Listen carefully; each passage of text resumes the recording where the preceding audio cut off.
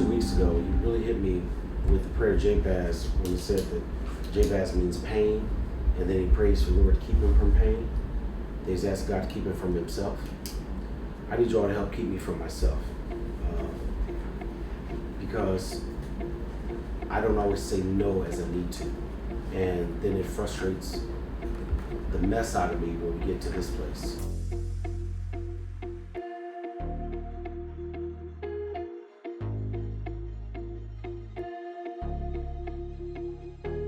My name is Reverend Mark Lavrin. I serve as the assistant to the pastor for online ministry. Since COVID-19, we've had to reimagine what worship looks like in the sanctuary. I want to say the first week or the first 2 weeks, we tried to replicate the exact worship experience that we had in the sanctuary, and we quickly realized that we weren't trying to do that, wasn't paying enough attention to what this pandemic was actually doing. The tough part is I've got board orientations that day. That's also when I present for this thing in California in the evening. So Wednesday is tight. Howard John Wesley, and I'm the senior custodian at Alfred Street Baptist Church. I clean up all the messes, and I am glad to be part of the staff. And I also double up as a senior pastor.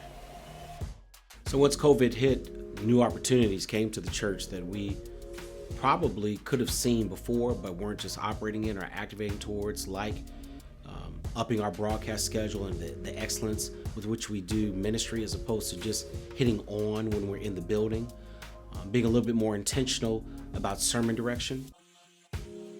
And so we had to reimagine what bringing church to someone's living room could actually look like.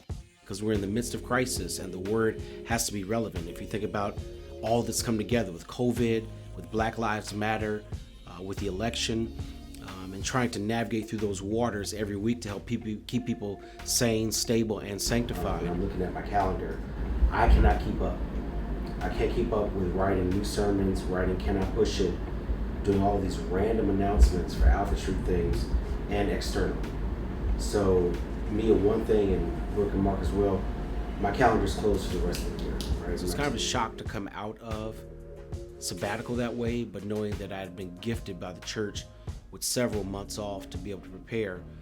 So I was ready for it, excited to be back. I didn't want the church navigating through these waters without me being part of that journey. My name is Brooke Watson, and I currently serve as the manager of creative production and online engagement. Most people know me as the director of Kaya. I've been serving in that role since 2016, and in March of this year, when COVID initially hit, I received a phone call from Pastor Wesley asking if I would take part in some conversations about how to take services to the next level with online worship, being that we were shifting from live in-person worship to now production. And of course, with no hesitation, I said yes, and so I've been on board with creative production since March. It's been the toughest thing to do because it meant we had to give up certain things that were quote unquote instrumental or were what we were known for at Alfred Street in order to continue to be Alfred Street during this time. Taking our Bible study in a different direction with Can I Push It? It's been a little bit more intentional and directed. Right now it's just the opening. Oh, okay, then we filmed. Right. We just filmed. So the law on mailing. And Pastor Wesley is usually in high demand for outside engagements and external preaching commitments. So that's usually on another day. So at any point, it could be 3 to 4 days of production where we're doing sermons, where we're doing Bible study or external engagements as well. So no week is ever the same. The times That always Wednesday is change. tough for me. Do you remember what time she said? 10. 10 a.m.? She's a strict 10 and a strict 4. So a few things. AV has got to be ready to go at 10. I don't think we should. This is tough, and it hasn't been easy. There's been days and weeks where I work with Brooke, and Brooke is an amazing addition to Alfred Street. And there's been days and weeks where we had to say, you got this week, and I'm gonna take a little bit self-care time for me, and next week I got you. We have definitely had to jump over some hurdles in terms of production and lighting and needing new equipment. And I think people think that we are Alfred Street, the historic Alfred Street Baptist Church, and that we had it all figured out. But we stumbled through the first few weeks of production and getting things right. I could only imagine how difficult this transition has been for Pastor Wesley. Prior to COVID-19, Pastor Wesley was on sabbatical, he was on Selah. And so for really an entire year, he has yet to see his congregation. Kind of shocking. Sabbatical was coming to an end, but hadn't. And to feel the need and press to be back for the urgency of the church. Realizing that it was also Palm Sunday and Easter coming right around the corner, but sensing this real urgency that we're about to hit crisis. I naively assumed that once the church doors were closed and we no longer had the demand of 4 worship services, 1 on Saturday and 3 on Sunday, that life would be a little bit easier. I could not have been more wrong.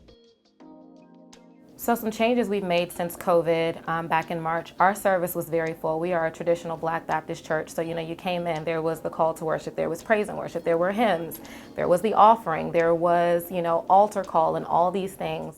This experience has exposed so many areas that we've lacked, but that just wouldn't have been discovered in a live format. And one thing we did learn, we would start to analyze the analytics on YouTube, and we realized that people were really only tuning in for about 27 minutes of our worship experience. And so why have an hour and a half long worship experience if people are only tuning in for 27 minutes?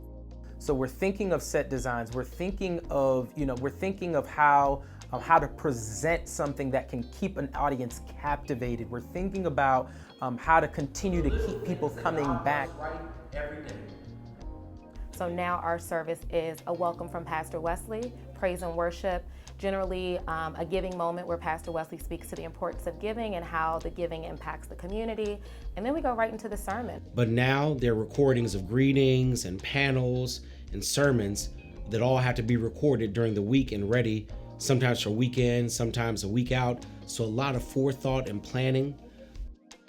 Our production schedule has increased. So we have production days where we go all out in our worship for our worship team, and our worship team records, and we bring in all people to do our call to worships, and we bring in pastor, and then pastor has to record other messages. In preparation, I was reading about This new opportunity God has given us require much more of us that should have been anticipated.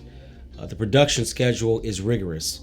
The number of meetings we have to plan out everything, the number of times we gather to record, the preparation for recording.